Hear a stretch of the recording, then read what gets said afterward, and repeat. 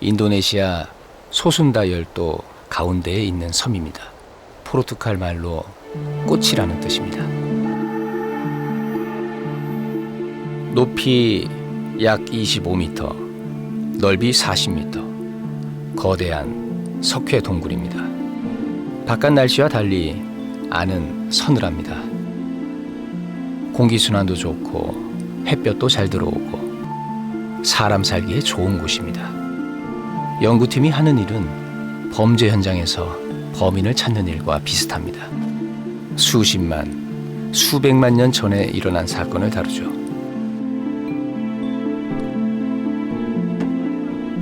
여기서는 시간이 위로 쌓입니다. 아래로 내려갈수록 더 옛날이죠. 이 동굴이 중요해지기 시작한 건 1965년입니다. 한 신부가 여기서 인간의 뼈를 발견하죠. 알고 보니 아주 오래전부터 인간이 살았습니다. 2003년 이 연구팀은 아래로 6m를 더 파내려갑니다. 9명 정도의 뼈가 나왔죠. 그 중엔 어린아이 것으로 보이는 두개골도 있었습니다. Itu hampir utuh. Jadi yang pertama tampak adalah bagian kranium, dari skull, dari bagian kepala, dan itu sangat kecil sekali. Dan juga selanjutnya kita temukan mandibelnya, kemudian tangan dan juga kaki hampir utuh untuk ininya. 리앙부아의 머리 글자를 딴 LB1, 그 머리뼈입니다. Baik, ini cetakan dari LB1 yang kita cetak melalui menggunakan 3D printer. Ini rahang bawah, ini tengkorak dan rahang atasnya. Ini pernah kita ketemukan pertama seperti ini, tapi kita bingung. Ini tulang seperti apa? Karena terlalu kecil, mestinya segini, tapi ini kecil sekali.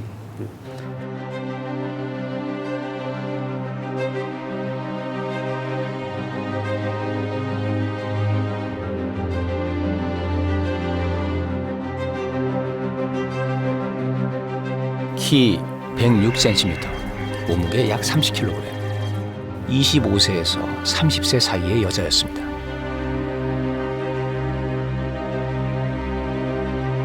만 8천년 전쯤 살았던 여성. 우리 호모사피엔스와 같은 시대입니다.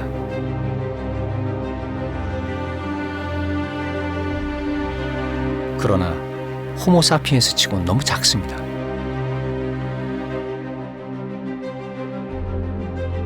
이 여성은 누구일까요?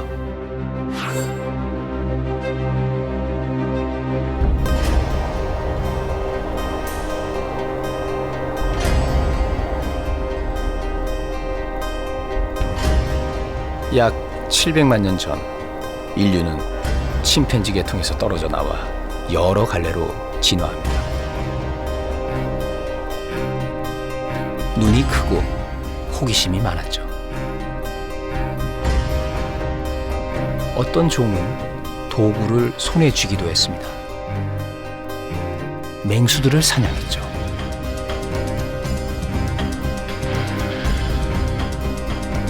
어떤 종은 건조함과 싸워야 했고, 어떤 종은 혹독한 빙하기를 견뎌냈습니다. 생존은 모든 생물종에게 잔혹한 명령 같은 것이죠.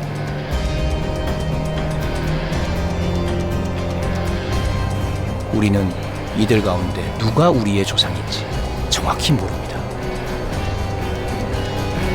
적어도 24종, 서로 다른 종들이 살아남기 경쟁을 치렀습니다. 이들이 어떻게 사라졌을까요? 어떻게 우리에 이르렀을까요?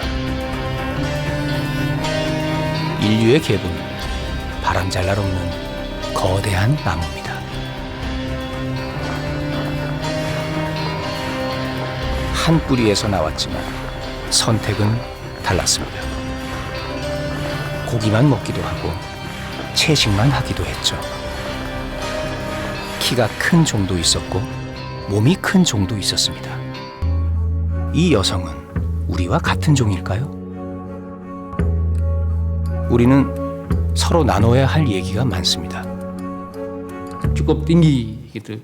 Tetapi Lucy habilis juga kecil. Sementara kita belum tahu ini masuk mana atau mungkin spesies baru atau seperti apa kita juga belum tahu. Tetapi yang jelas manusia yang kita temukan ini meskipun sudah dewasa tapi ukurannya 작은 키, 작은 몸, 잘 발달하지 못한 턱. 별명이 호빗입니다. 키보다 더 중요한 사실이 있습니다. 두뇌가 작습니다. 굳이 비교하자면 침팬지만 할까요?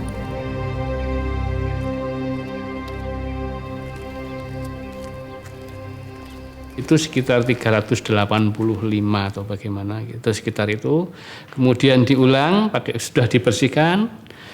Terakhir kemarin info yang kita peroleh itu sekitar 417 cc.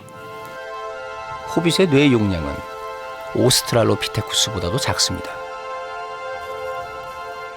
그런데 200만 년은 늦게 나타났죠.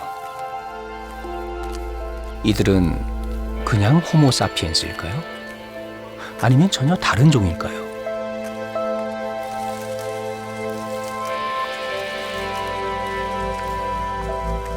문제는 이겁니다. 과연 호모사피엔스의 시대에 침팬지만한 뇌로 살아갈 수 있느냐?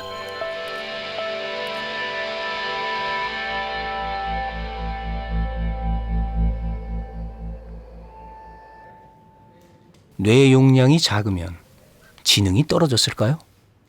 삽토모 교수는 중요한 증거 하나를 제시합니다.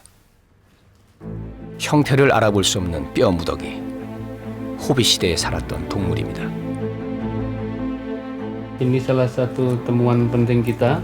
Ini berupa temuan kepala stegodon yang kita temukan tahun 2008 di sektor 16 pada kedalaman 7 meter. 이 스테고돈 뼈는 호빗이 사는 동굴에서 함께 발견됐습니다.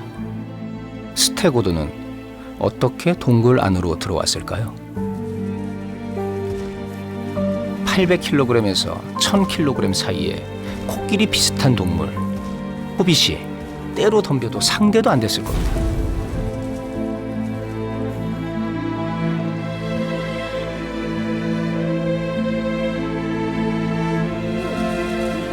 운 좋게 스테고돈을 거저 잡는 날도 있었습니다.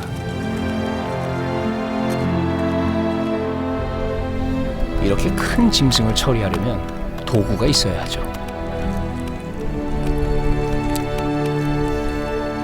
Ya, ini kita bisa perhatikan di sini. Ini mempunyai sisi yang sangat tajam. Nah, ini kemungkinan dia pakai untuk menguliti binatang atau membuat peralatan dari kayu. Ini sangat tajam. Dan ini dibuat dari seperti ini, dari batuan kerakal.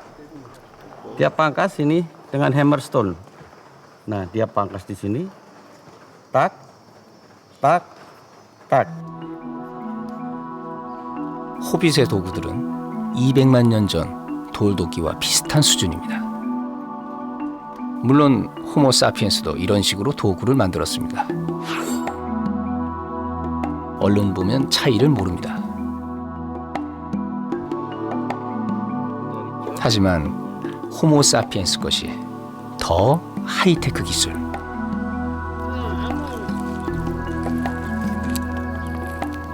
(200만 년은) 뒤처진 기술, 작은 키, 작은 두뇌.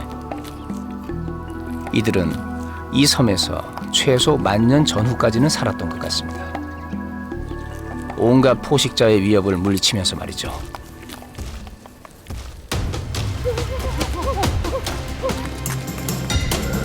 아마 생태계에서 지위도 매우 낮았을 것이라고 여겨집니다. 플로레스 섬의 큰 쥐 정도 됐을까요?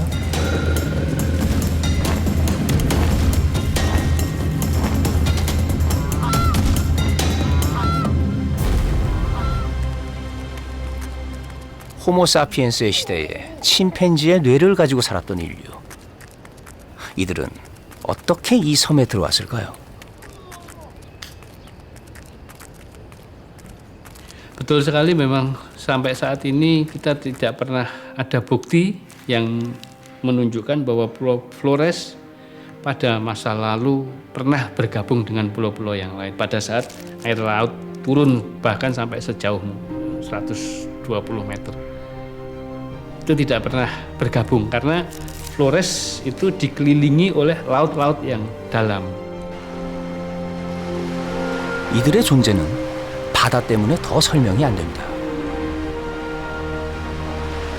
빙하기, 간빙기, 그리고 대륙이 움직일 때도 한 번도 육지와 붙어본 적이 없는 섬입니다.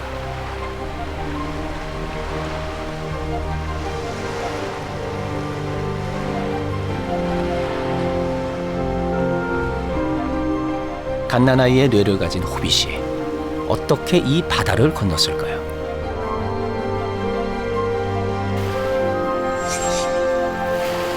Nah, kita sudah mencoba dengan suatu eksperimen sederhana dengan membuat rakit perahu atau rakit dari bambu yang kita sambung-sambung.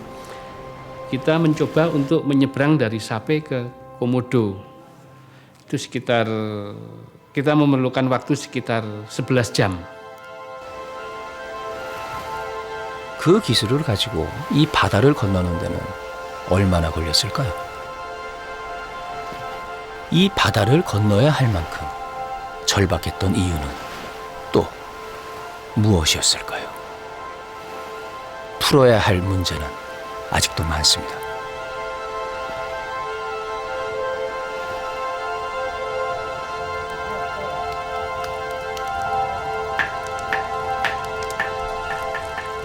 이 작은 인류는 불도 사용했습니다. 함께 사냥한 후 사냥감을 동굴 안으로 가져오는 데는 협력이 필요하죠.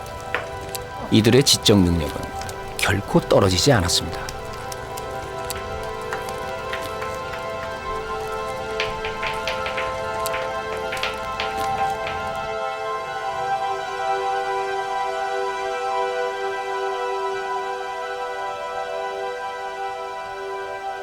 작은 두뇌는 그렇다 쳐도 한 가지 의문이 남습니다.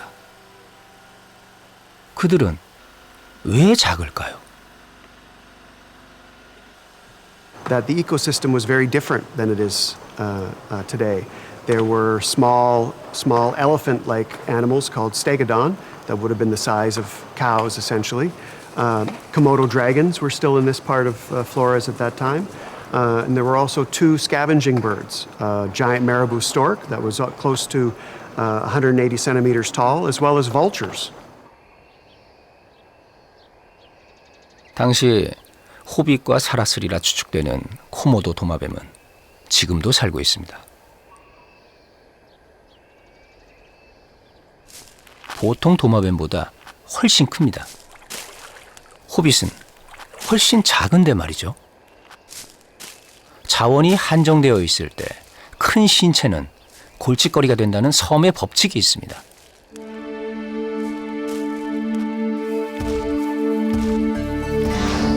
원래 큰 동물은 몸집이 작아지고 작은 동물은 커집니다. 호빗은 작은 코끼리와 거대한 황새, 그리고 3미터나 되는 코모도 도마뱀에게 둘러싸여 살았습니다.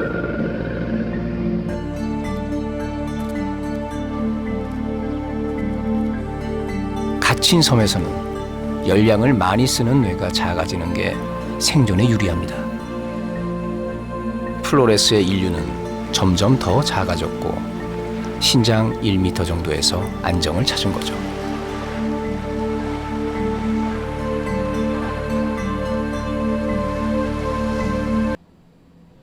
요스케 카이우 박사는 아시아에서 일어난 진화를 연구합니다. 호빗의 치아를 여러 인류의 치아와 비교 분석했습니다. 송곳니는 초기 인류 호모 하빌리스, 호모 에렉투스와 비슷합니다. 그런데 어금니는 호모 사피엔스와 유사합니다. 호빗은 이들 모두의 중간의 특징을 가집니다.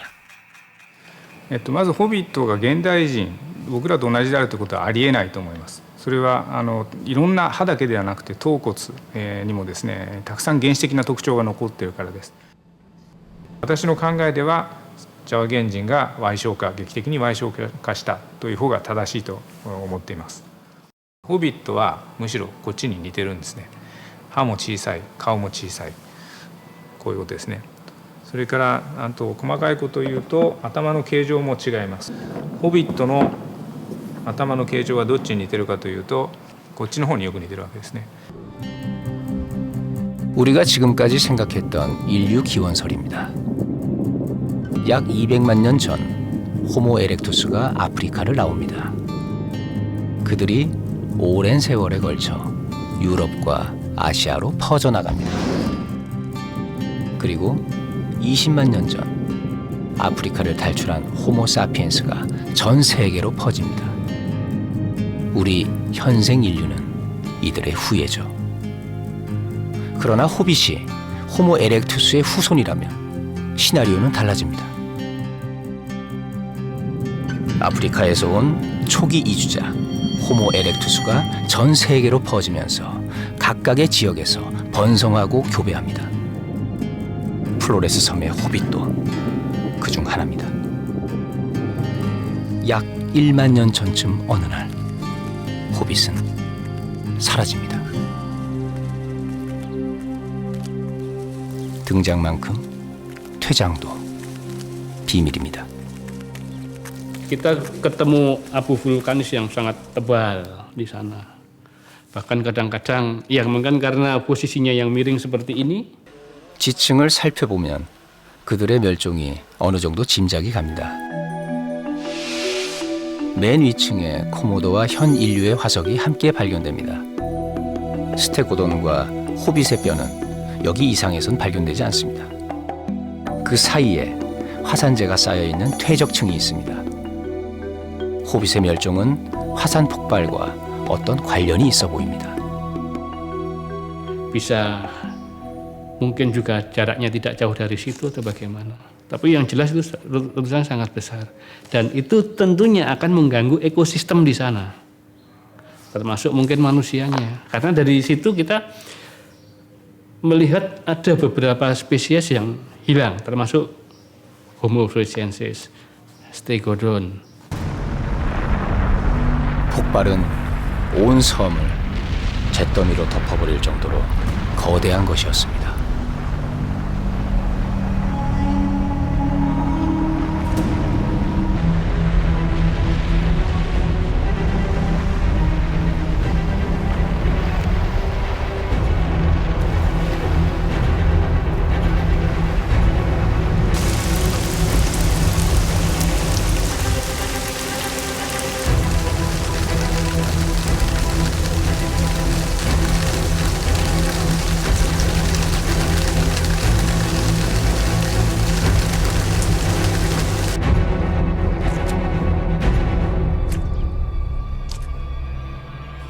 이 작은 인류는 자신의 뇌를 줄여가면서까지 환경에 적응했습니다. 생존의 비밀은 큰 뇌가 아니라 적응하는 뇌였습니다.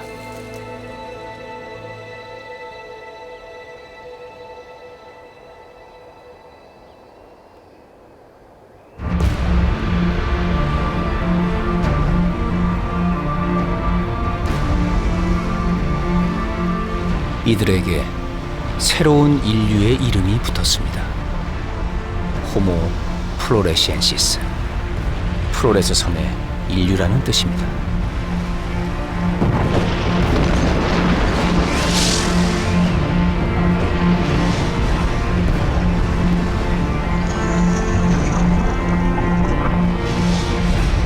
한계가 오자 이들은 리양부와 6m 아래에 자신의 비밀을 묻습니다.